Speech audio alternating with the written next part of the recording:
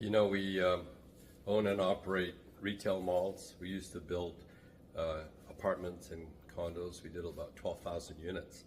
So just a little history. So we went into retail after we were just tired of collecting rent from individuals and getting calls, our property management getting calls in the middle of the night and saying, hey, our bathtub's overrun, toilets plugged, whatever. So we decided that we'd focus on retail, which we did.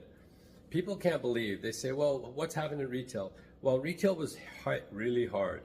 When the mortgage rates, of course, went up and doubled, our mortgage payments then doubled. We couldn't go back to the tenants and say, hey, Mr. Tenant, I want you to double your rents. Nobody was doing that. We just got out of COVID.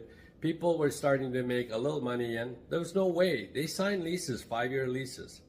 The thing about retail and other products like that is what they call a net net net lease.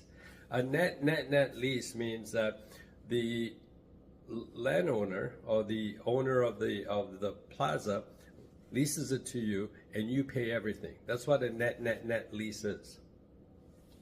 1 second, I'll be right back if you're watching this video. Okay, I'm back. Cut that part out, please. So that's what a net net net lease is. Net net lease is a lease that if I'm a tenant, I pay the taxes, I pay the insurance, I pay the operating costs. So that's over and above.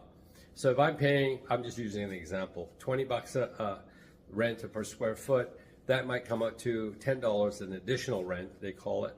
And so now I'm really paying 30 bucks. But if you're a renter and I'm paying $1,000 or $2,000 a month, that $1,000 or $2,000 is that it? Because as the landlord, you have to make the payments of the taxes and the additional rents, lights, water, whatever that the tenant's not paying for. You as the landlord, you yourself, you're paying all that. So the difference between commercial and say apartments is what they call the net net net lease.